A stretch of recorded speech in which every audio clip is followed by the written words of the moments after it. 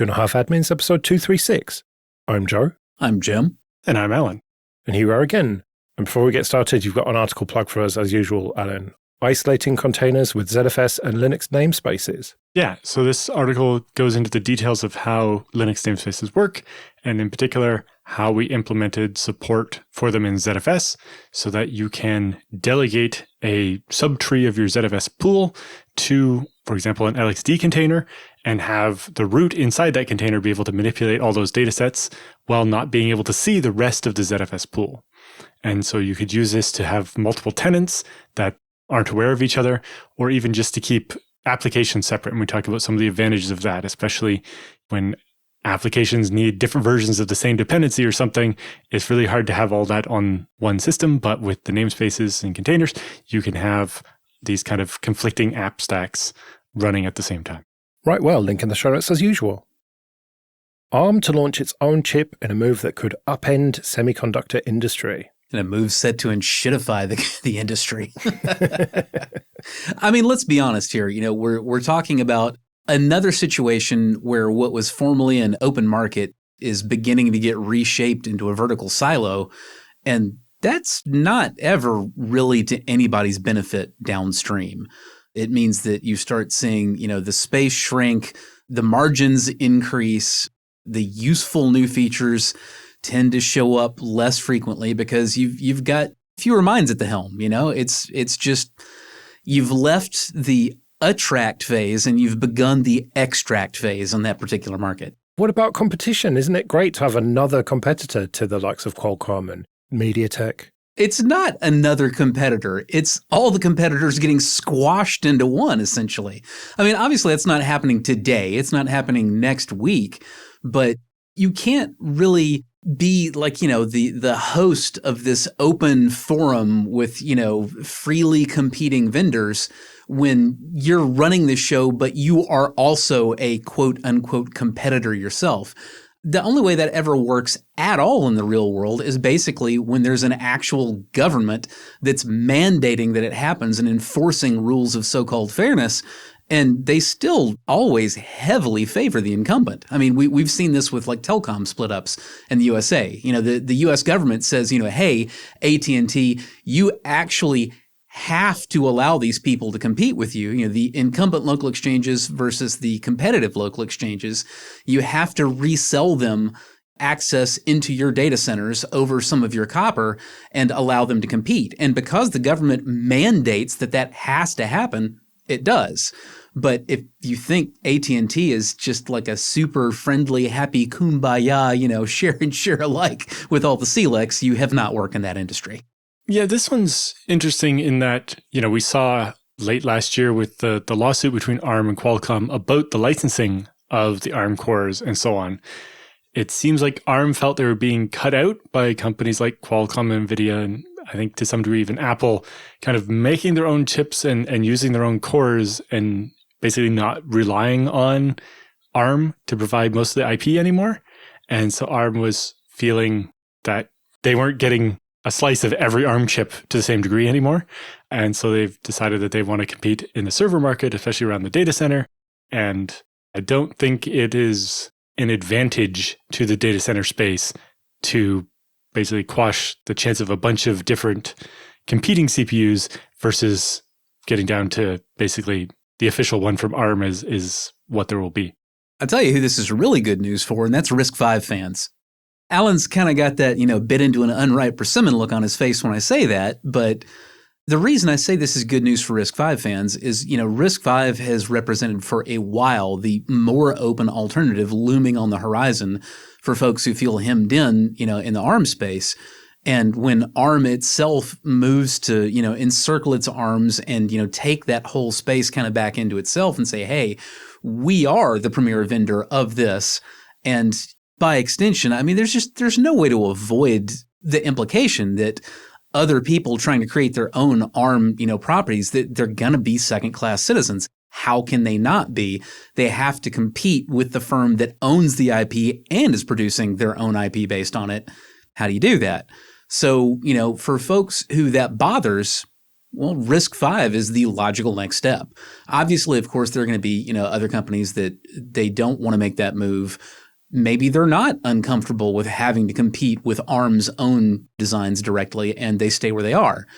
I don't think that's a good move because I think, again, history has given us plenty of examples of what happens when formally open platforms begin to close, but that's where we are. Yeah, it's my only reaction to the RISC-V part was, there's still a ways to go before we have a RISC-V CPU that's kind of on par with a 192 core ARM server. Oh, absolutely. But this is where the pressure comes from to get RISC-V there, because now you've got all this pressure because the formally open platform becomes less so. You have more people who become ideologically interested in pushing RISC-V because it's open and that's important to them. And so therefore now they want those pragmatic challenges resolved where before they might not have cared so much. Which is why I say, again, this is really great news for RISC-V fans because this is going to bring a lot of that pressure that platform needed to make it mature faster. Yeah, I agree. It's just, I don't know that everyone will be as pleased with the results on the RISC-V side as they might expect in that. Most of the really interesting parts of the RISC-V cores that eventually come out of this are not going to be open source. Like the really deep tech stuff that companies spend $1 billion creating, they're not going to just be open source because it's based on RISC-V. But as long as everybody's aware of that, then yeah, I do think it is the best chance we have of getting something that's a little more usable for everyone. It's not even that RISC-V is open that interests me. It's the fact that it is a third architecture. It's diversity within architectures, which has to be a good thing, surely. Listen to Joe Ressington and his woke DEI nonsense. So I think the thing that really underlines how scary this is we're not just talking about ARM announcing that it's entering the fray. We're also talking about ARM having acquired Ampere, which is pretty much the biggest and most impressive ARM-based server CPU vendor. Correct, Alan? Yeah, small clarification. It's SoftBank that's acquiring Ampere, and SoftBank is one of the major holders of ARM, but it's not ARM directly buying Ampere. But it's the same thing, but technically not. But yeah, so the Ampere is definitely the hardware I've been the most interested in on the ARM side. I've actually used their 80 and 160 core servers and been looking very much forward to playing with their 192 core machines and really seeing how they can beat the pants off an equivalent Intel machine, even though the cores aren't necessarily the same, but the power is so much better and they have a lot more memory bandwidth and more memory channels and so on. Like they're really pushing the envelope on a bunch of this stuff, and like having PCIe 5 a lot sooner than it was available in most of the other platforms and so on. It was very interesting. And yeah, so if ARM via SoftBank is basically using Ampere as its starting point for making ARM-based server chips, then it's going to be a much more interesting place. And I think one of the main reasons ARM would do that is because of the inroads Ampere managed to make. Ampere's machines were being used at Oracle for their cloud, at Microsoft for their cloud, and elsewhere. Basically everywhere that wasn't Google and Amazon, who had built their own ARM CPUs specifically for their clouds. And I think ARM, seeing that trend that all the hyperscalers were building their own CPUs and only licensing the bare minimum of that from ARM, meant that when Meta showed up as one of the last hyperscalers that hadn't made their own chip yet, ARM's like, yes, we will make chips for you. And while that makes sense for ARM, I don't know that it's good for the rest of the industry. It's funny that you mentioned Meta because when you made the clarification that it's SoftBank acquiring Ampere and not ARM themselves, obviously that's completely valid. But the whole time I was thinking, this feels like complaining, Facebook did that thing, but Meta did the other thing we're talking about.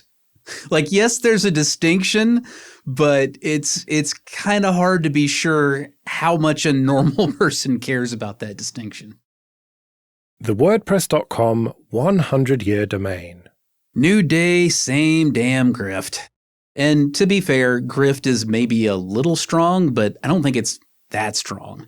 This is not the first time somebody's offered a 100-year domain registration. Network Solutions did that way back in the day, or at least they claimed to. The problem is you can't register a domain for longer than currently 10 years is the maximum, because ICANN is who you actually register the domain with, and they only accept registrations for up to 10 years. So what you're actually doing when you pay a registrar for a, quote, 100-year domain is you're entering into a trust with them that says they will keep renewing your domain as many times as necessary until your agreement expires. So this is not just the one-time thing. You're relying that that company is actually still going to be around and in business and honoring its obligations. And relying on that for the next century is just pants on head crazy. The current average lifespan of a company listed on the Standard & Poor 500. So this is like the public companies only equivalent of the Fortune 500, 500 very, very large companies. The average lifespan of those companies is 15 years right now. At its maximum in, I believe it was 1965, the average life expectancy of a company on the S&P 500 was about 60 years. You may notice that in neither case is this even as much as a single human lifespan.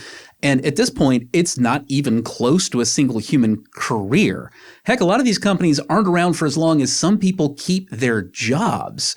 So how much sense does it make to fork over a giant wad of cash to somebody and just trust that they'll keep your website online for the next century? Yeah, and knowing the rest of the history of what's going on with WordPress in general, it smacks very largely of, we need to raise a whole bunch of money quick. Can we get people to pay us for the next 100 years and we'll have all this money and just sit on it? Because the other things you're relying on, in addition that WordPress.com will be around, is that the price of renewing the domain every year isn't going to go up some amount that they decide it's not worth it anymore, or they don't lose their accreditation to do domain registrations, right? ICANN changes the rules and decides, no, we don't like you anymore, or whatever.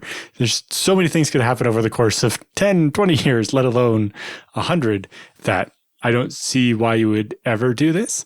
And like looking at the historic trend back when domains were $70 for 2 years at the beginning, we kind of saw this trend where they got cheaper every year, in which case getting someone to pay up front maybe almost made sense.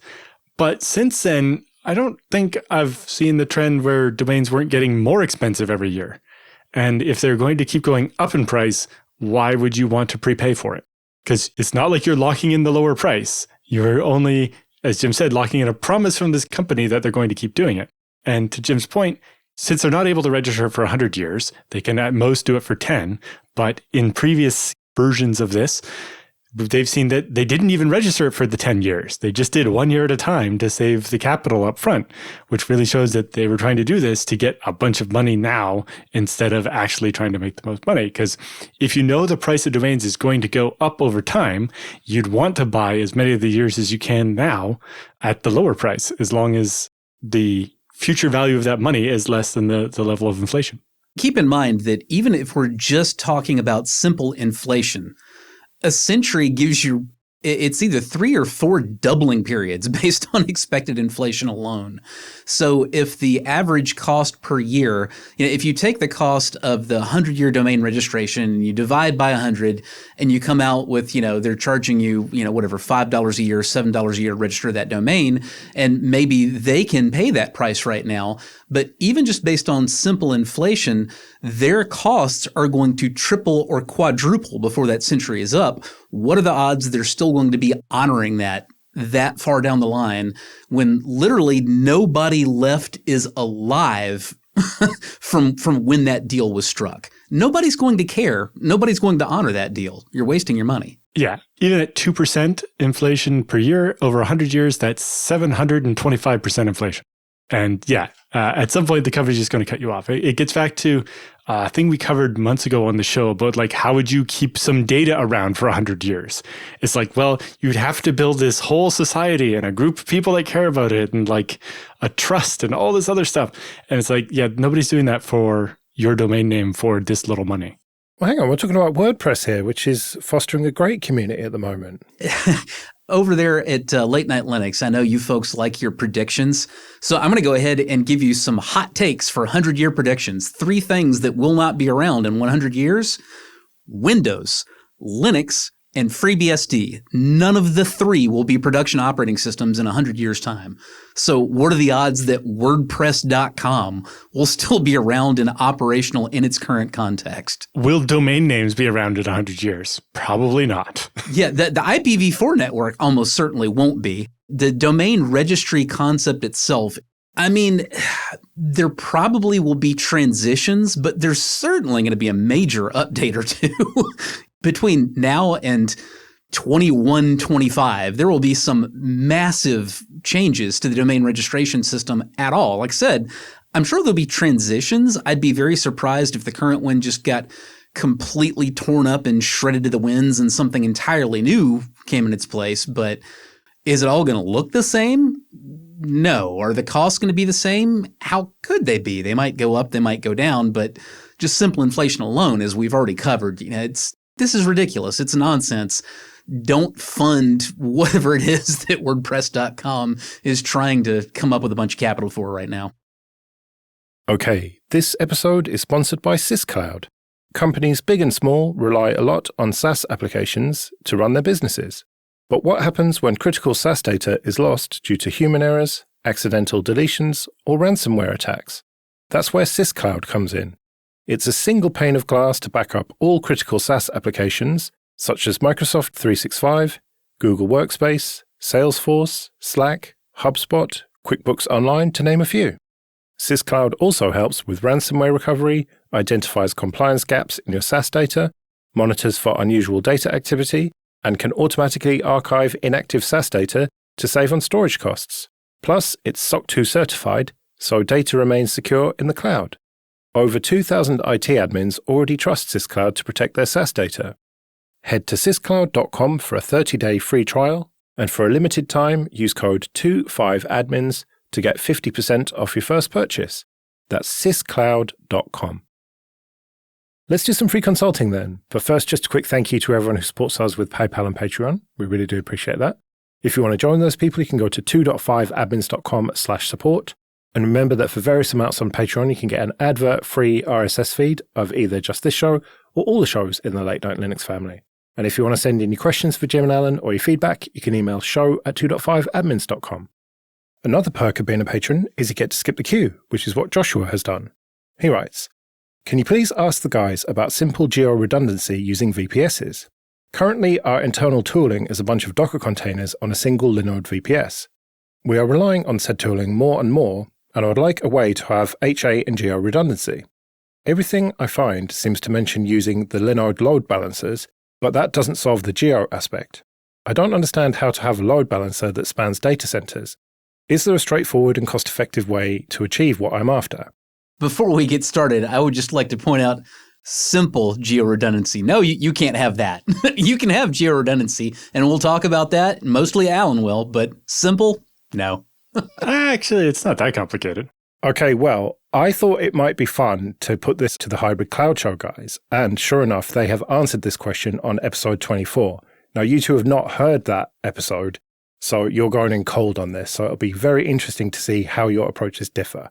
I imagine, if I had to guess what the cloud answer to this was, is when you have something like the Linode load balancer, and then in the cloud, while it's the same location, they have this concept of availability zones, which are often, in the Amazon case anyway, are separate buildings that are just generally in the same area. And the idea is that if something goes down in one of them, the others probably don't. Although we've seen from the history of the cloud, that's not always how it works. But yeah, as you mentioned, with a load balancer, the main problem is a load balancer is basically accepting the incoming connection, then proxying it to one of multiple backends, and either trying to balance the load across them or doing failover of switching over to the other backend if the first one goes down. But for geo-redundancy, that doesn't help because then you need that load balancer to be in a place that's not down when the data center is. And in general, you want the load balancer to be in the same place as the backends because you don't want to add more latency by proxying. So to solve this exact problem for my previous company where we did video distribution, we used software called gDNSD, which was written by a developer who worked for Logitech at the time to do geo load balancing of downloads of drivers from the Logitech website originally. And so with this tool, you can install it and use it as your DNS server instead of bind, or in our case, you can delegate just a subzone to it or something. And you give it a list of servers and like a GeoIP database, like the one from MaxMind, the GeoIP lookup that's probably available in your package manager. And it will look at the IP address of the incoming requests for DNS and use that to geolocate the people. and then route them to whichever server is closer. Although in your case, you probably don't actually need that feature. And it also has what's called failover mode, where it will be pinging all the servers all the time, or actually making like HTTP requests to them to make sure not only does it ping, but the web server's up and it's giving like a 200 response, not a 500 or a 403 or whatever. And it basically will dynamically change the IP address of the hostname. So when you connect to, service.mydomain.com, it will by default go to the first host, your Linode VPSs. And if ever that's not working, it would just automatically change the DNS to point to the VPS you have at some other provider or at a different Linode location with a different IP address. And that way, when one goes down, it automatically switches over to the other. And then depending on your configuration, if the first one comes back up, it can automatically switch back, or it can stay stuck on the old one because, if there's a database or something, once you fail over, you might not want to fail back until you manually resynchronize or something like that. I think it's probably also worth mentioning the dead simplest form of load balancing is literally just round-robin DNS. You set up multiple DNS servers. Each DNS server has, multiple possible resolutions, A records for the host name in question, and those go to whatever data centers you happen to have working machines at. The reason that I say, simple geo-redundancy is an oxymoron is, yes, that part is simple so far. It's easy to have round-robin DNS and to be able to bounce things between different data centers, but that completely elides the question of how do you actually keep your application in sync behind the scenes so that you've got the same information available at all these redundant data centers in the first place. And you'll notice neither Alan nor I have touched that at all, because that's the part at which it stops being simple. Yeah, the main problem with round robin is generally the browser's not good at it. And, you can get half of the attempts to connect will go to the one that's not working and it'll break. Sure, but I feel like it's worth bringing this up because if you're not looking for like really advanced algorithms, and particularly if, you're okay with the old school ways of saying, hey, I'm a human and I respond to emergencies when they happen. In a lot of cases, it's sufficient to say, okay, so yeah, there's not going to be an automatic failover with just doing simple round-robin DNS. However, if I set my TTLs to 5 minutes, that means that, when my monitoring system lets me know, hey, this node went down, I have the option of responding to that however I would like to, whether it's to go in and remove the failed node from the round-robin or, to just try to bring it back up, whatever, you have those options. Are you going to get intelligent load balancing that takes into account geographic proximity or, the amount of load on an individual node or, what have you? No, if you want all that stuff, then you go into the more complicated solutions like, Alan's GDNSD, or I assume, whatever cloud-based stuff the hybrid cloud guys came up with. But if you literally just want simple geo-redundancy, round-robin DNS is the simplest and most old-school way to do it. Like I said, it's just I hate hearing questions about simple this, that, or the other, because that's not usually the real problem. The real problem is distributing the application in the first place, and we haven't touched that. So if that was your question, sorry, we don't have an answer for it. But if you just wanted a simple way to route, essentially, incoming requests to multiple data centers, that's where we have you covered. Yeah, so again, like I said, with GDNSD, you can automatically fail over, but especially as Jim was talking about, the real complexity is keeping the application in those different locations in sync.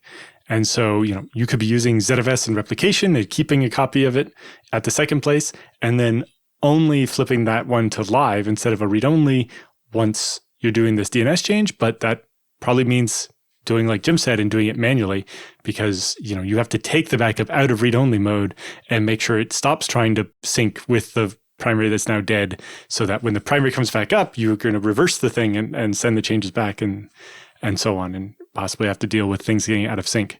And so there's a lot more complexity to it. But for just if this VPS goes down, please send those requests to a different VPS, especially in something basic like, say, the website for 2.5 admins.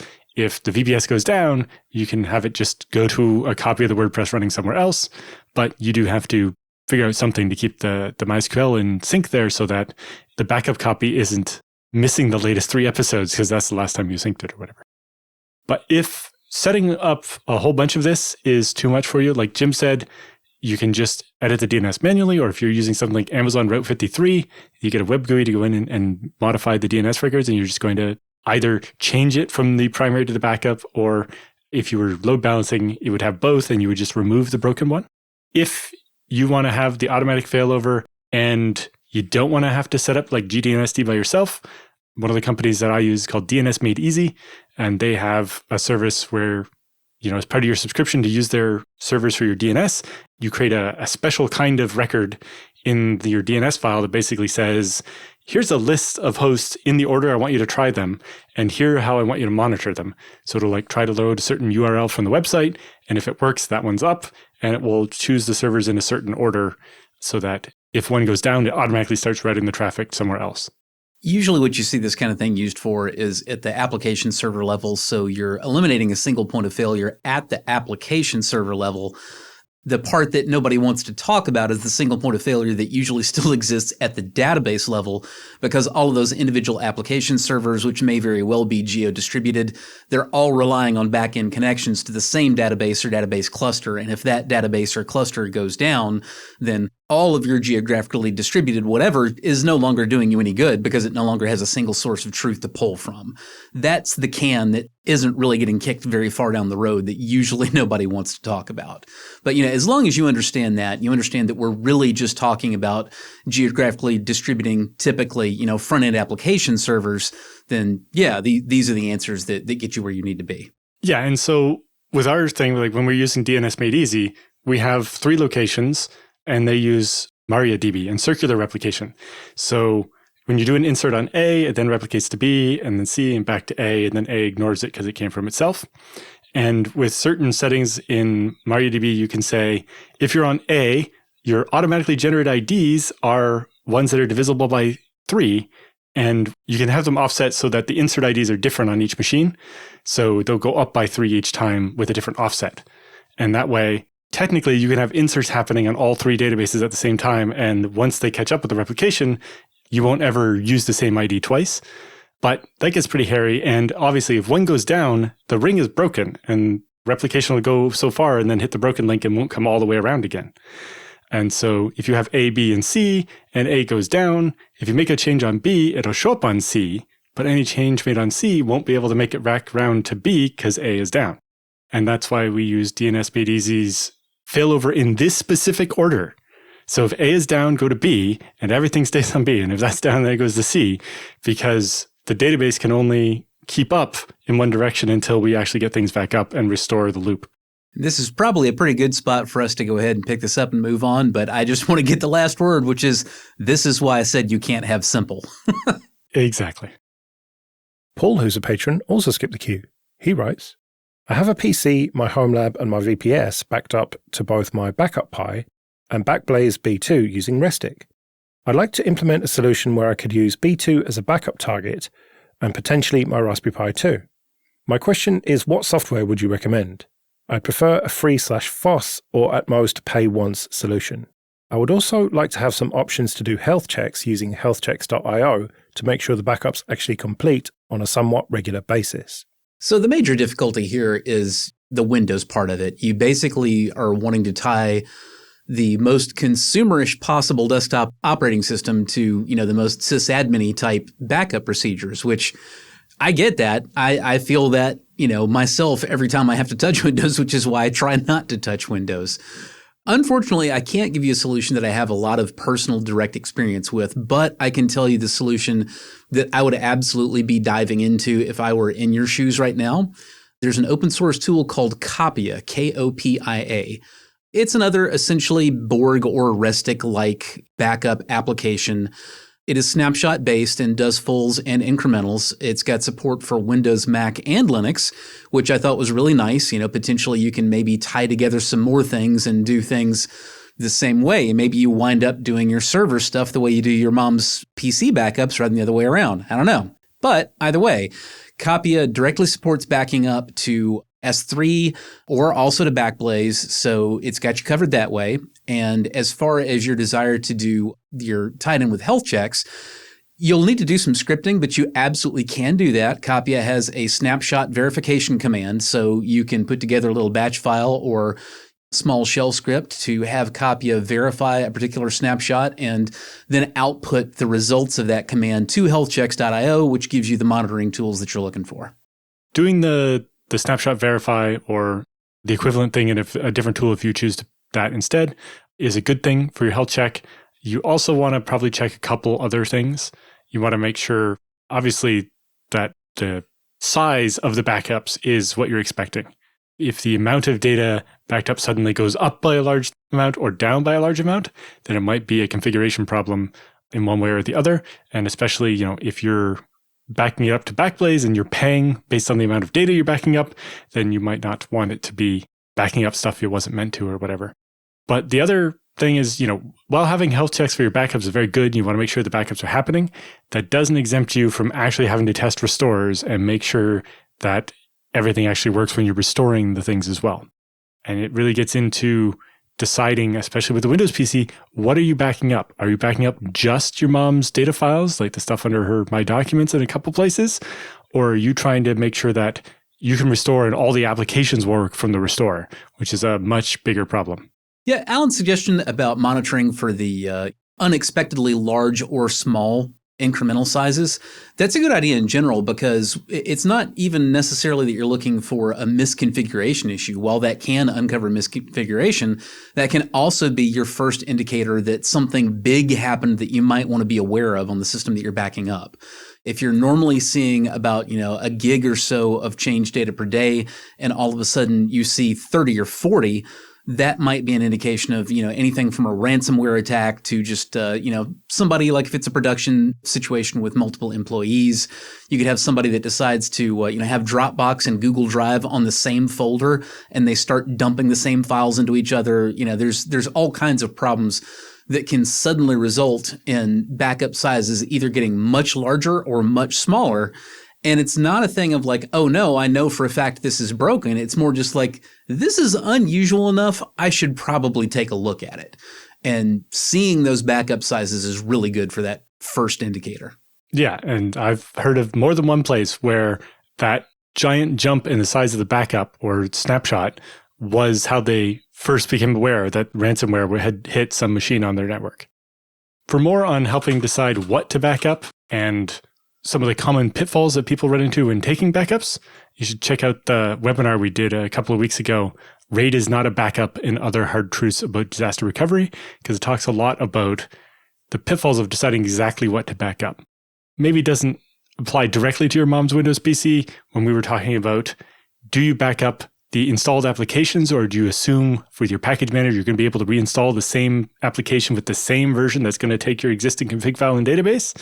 And well, the same thing really does apply to Windows. Our solutions maybe don't, but you really have to decide, are you backing up just the files and you'll do a fresh install of Windows and reinstall the apps and then just restore the files?